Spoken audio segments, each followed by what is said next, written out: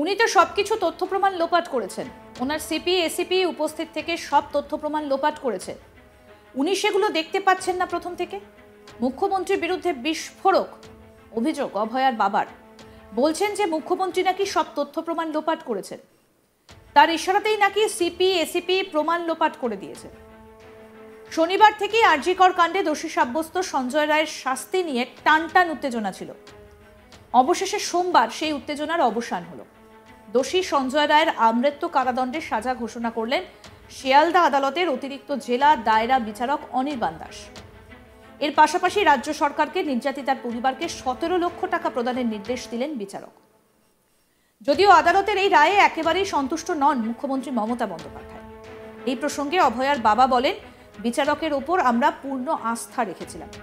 বিচারক তার আস্থার মর্যাদা রেখেছেন। সিবিআই সঞ্জয়ের বিরুদ্ধে কোনো তথ্য প্রমাণ দিতে পারেনি বলেই তার চরম শাস্তি হয়নি। আমরা রায়ের কপি হাতে পাবো, পড়ে দেখব, তারপরে আমরাই সিদ্ধান্ত নেব।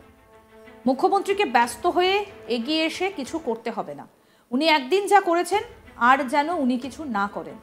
মুখে ওইসব কথা উনি বলতে পারেন। উনি তো সবকিছু তথ্য প্রমাণ লোপাট করেছেন। ওনার সিপি এসিপি উপস্থিত থেকে সমস্ত তথ্য প্রমাণ লোপাট করেছে। উনি সেগুলো দেখতে পাচ্ছেন না প্রথম থেকে। রায়ের কপি হাতে আসুক, বিচারক কি বলেছেন দেখি, তারপর আমরা সিদ্ধান্ত নেব। কি বলছেন অভয়ার বাবা, শোনাবো। জজের ওপর আমরা পূর্ণ আস্থা রেখেছিলাম। জজ তার আস্থার মর্যাদা রেখেছেন।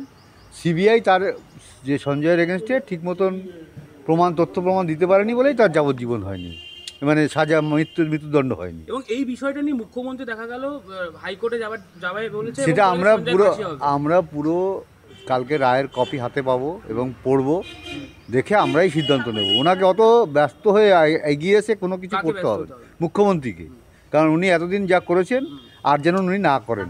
আমাদের কাছে এইটাই আমাদের অনুরোধ। কালকে তো উনি বলেছেন যে ওটা যদি রাজ্য সরকারের হাতে থাকতো তাহলে আগের 3টে ওটা উনি অনেক কথা বলতে পারেন। উনিই তো সমস্ত তথ্য প্রমাণ লোপাট করেছেন। ওনার সিপি ওনার এসিপি পেজেন্ট থেকে সমস্ত অন্যায়গুলো করেছে। উনি সেগুলো দেখতে পাচ্ছেন না প্রথম থেকে। আপনারা কি হাইকোর্টে মুভ করছেন এইটা নিয়ে, এই চ্যালেঞ্জ করে? আমরা বললাম তো রায়ের কপি আমাদের কাছে হাতে আসুন, আমরা আগে দেখি বিষয়টা কি জজ বলেছেন, তারপরে আমরা সিদ্ধান্ত। মাটি গাড়া থেকে শুরু করে গুড়া বিভিন্ন জায়গাতে মাটি গাড়ার ভদ্রমহিলার সঙ্গে গতকাল আমার কথা হয়েছে। ওনারা খুব হতাশ এবং 2 মাস দেখবেন, তারপরে উনি নিজেই অনশনে বলবেন বলে কালকে আমাকে বলেছেন। কেউ বলছেন যে ভালো কাজ করেছে, সেটা হচ্ছে মানে আর তদন্ত আর সামনের দিকে এগোনো যেত না, কারণ ইনি যদি প্রাইম অ্যাকিউজড হয়ে থাকে। সেটা নয়, সেটা কি বলছেন, কি আইনের কি পরিভাষা আছে আমরা জানি না, তো আমরা এই ব্যাপারেও লয়ারের সঙ্গে কথা বলবো। হ্যাঁ ঠিক আছে। হ্যাঁ, আরেক লাস্ট প্রশ্ন আমার, যে আপনাকে কালকেও জজ সাহেব বলেছিলেন টাকা দেওয়ার কথা, 17 লক্ষ না কম্পেনসেশনের কথা বলেছেন, এবং আমি ওনাকে সঙ্গে সঙ্গে অ্যাপোজ করেছি যে আমরা টাকা দিয়ে আমার মেয়েরকে বিক্রি যায়নি, এখানে বিচার চাইতে এসেছি। এবং উনি বলেছেন দেখুন বিষয়টা আমার হাত পা বাঁধা আইনের কাছে, যেটা লিখতে হয় আমি সেটা লিখেছি, এটা আপনারা যা করবেন সিদ্ধান্ত। মানে সিবিআই ঠিকমতো সঠিক তথ্য পরিবেশন করেনি বলেই কালকে সঞ্জয়ের সমস্যা হচ্ছে। ওকে। এই প্রসঙ্গে মালদায় মুখ্যমন্ত্রী বলেন, মা বোনেদের সম্মানের স্বার্থে সমাজকে মানবিক করতে হবে। আমরা বিধানসভায় অপরাজিত বিল পাশ করেছি, আমরা তাতে শাস্তি রেখেছি। সেই বিল এখনো কেন্দ্রীয় সরকার পাশ করেনি, ফেলে রেখে দিয়েছে। আমরা চাই সেটা মডেল তৈরি হোক। যাবজ্জীবন মানে কি? অনেক কেসে আমরা দেখেছি 2-3 মাসে বেরিয়ে গেছে, পেরোলে বেরিয়ে যায়। অন্যায় করলেও তাকে ক্ষমা করে দেব কেন বলবে? আমি সত্যিই আশ্চর্য। আমি নিজেও একজন আইনজীবী ছিলাম, আইনটা আমি পড়েছি। আসুন শোনাই কি বললেন মুখ্যমন্ত্রী, শুনুন। সমাজকে মানবিক করতে হবে, মা বোনদের সম্মানের স্বার্থে আমরা অপরাজিতা বিল পাশ করেছি অ্যাসেম্বলিতে। আমরা ডেথ পেনাল্টি রেখেছি, সেখানে আমরা শাস্তি রেখেছি, এবং তার জন্য আমরা শাস্তি রেখেছি। সেই বিল আমাদের পাশ করা নিয়ে এখনো কেন্দ্রীয় সরকার এবং ফেলে রেখে দিয়েছে। আমরা চাই সেটা একটা মডেল তৈরি হোক এবং দেশে এটা মেনে নেওয়া হোক। যাবজ্জীবন মানেটা কি? অনেক কেসে আমরা দেখেছি 2-3 বছরে বেরিয়ে গেছে, পেরোলে বেরিয়ে যায়। তারে অন্যায় করেও তাকে ক্ষমা করে দেব কেন বলবে? এই কেসটা আমি সত্যি শোক বলতে পারেন। আমি নিজেও একজন লয়ার ছিলাম, আমি আইনটা পড়েছি। কুমারগঞ্জে যখন পার্থ সিংহ বর্মনের ওপরে সেদিন বালুরঘাট কোর্টে ছাত্রছাত্রীদের হয়ে আমি একটা কোর্ট পড়ে দাঁড়িয়েছিলাম এবং ছাত্রছাত্রীদের ছাড়িয়ে এনেছিলাম। আইনটা আমি একটু একটু হলেও বুঝি। আমি অনেকগুলো কোর্টে কেস করেছি, টাকার জন্য নয়, মানবিকতার স্বার্থে। কি করে বলেন জাজমেন্ট? একটা জাজমেন্ট আমার পছন্দ হয়নি, যে it is not a rare of the rarest case. আমি মনে করি yes, it is the rare, sensitive and very very heinous crime. এবং ক্রাইম করে যদি কেউ বেঁচে যায়, সে তো আবার ক্রাইম করবার চেষ্টা করবে। সেটাকে প্রোটেকশন দেওয়া আমাদের কাজ নয়। আমাদের কাজ, ভাইদের দায়িত্ব দিচ্ছি, মা বোনেদের সম্মান রক্ষা করবেন।